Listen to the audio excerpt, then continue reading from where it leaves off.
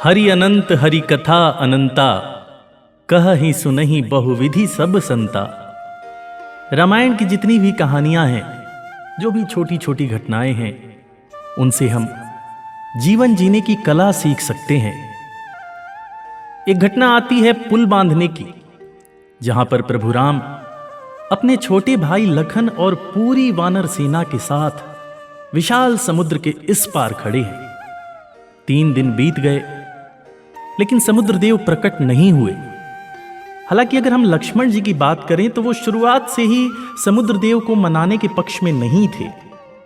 लेकिन 3 दिनों के बाद जब राम जी के मनाने पर समुद्र देव प्रकट नहीं हुए, समुद्र देव नहीं माने, यहां पर एक चौपाई आती है जो पूज्य बाबा तुलसीदास ने रामचरितमानस में लिखी है कि विनय न मानत जलधि जड़, गए 3 दिन बीत, बोले राम सकोप तब, भय बिनु होहि न प्रीत। राम जी के धैर्य का जब बांध टूटता है तो वो अपने अनुज लखन से कहते हैं कि सठ सन विनय कुटिल सन प्रीति, सहज कृपण सन सुंदर नीति।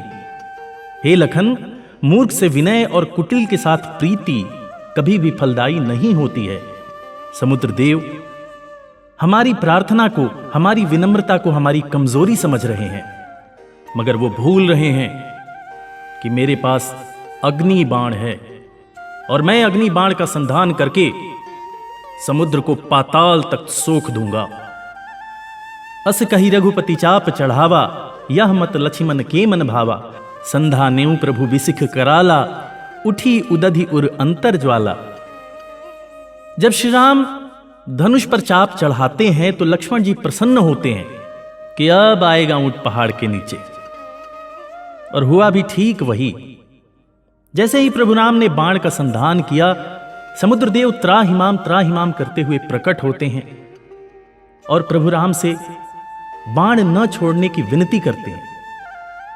खैर, उनकी प्रार्थना प्रभु राम स्वीकार कर लेते हैं और अपने बाण को अन्यत्र कहीं छोड़ते हैं, जहां पर राक्षस ऋषियों पर अत्याचार कर रहे होते हैं, और उस एक बाण से उन सभी राक्षसों का नाश हो जाता है। और इसके बाद शुरू होती है समुद्र पर पुल बनाने की प्रक्रिया। समुद्र पर जब पुल बनाया जा रहा था, तब नल और नील पत्थर अपने हाथों में लेकर उस पर राम राम राम राम लिखते जा रहे थे। और जिस पत्थर पर भी राम लिखा जा रहा था, वो पत्थर पानी में तैरने लगता था। इस तरह से पुल बनाने का काम चल ही रहा था।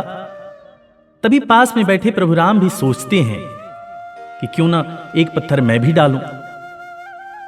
उन्होंने भी एक पत्थर उठाया, उस पर राम लिखा और पानी में डाला। डालते ही वो पत्थर डूब गया। प्रभु राम को आश्चर्य हुआ।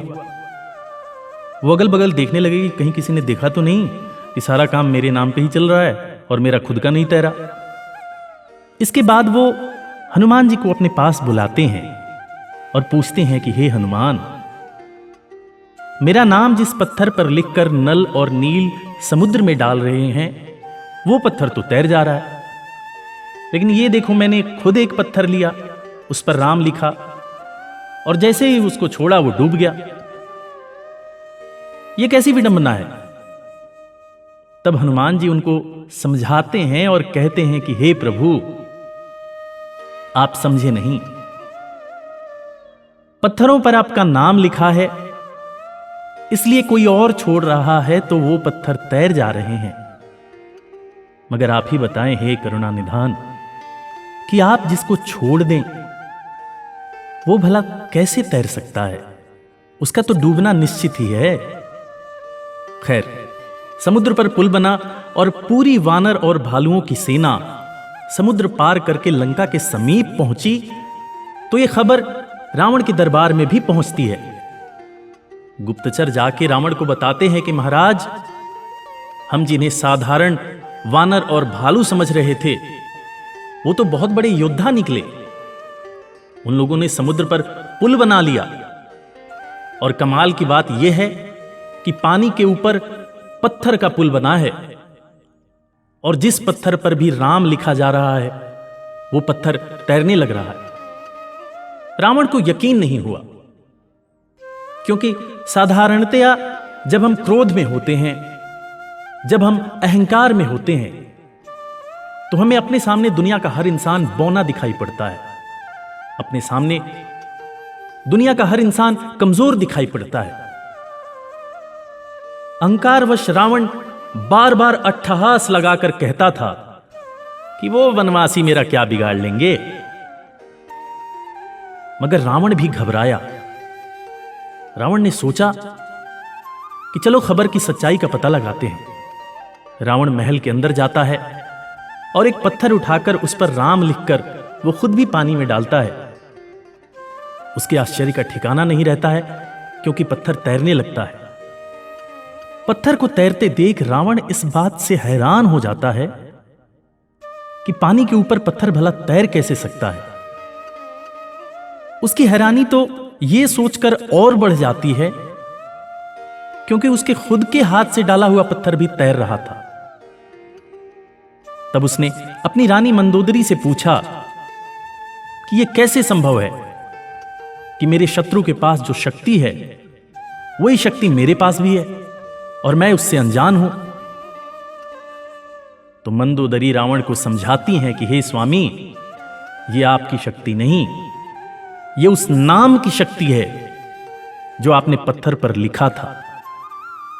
इसीलिए कहते हैं कि राम नाम पत्थर तैराए, सागर पर सेतु बंधवाए। राम से बड़ा राम का नाम। जय जय सिया राम।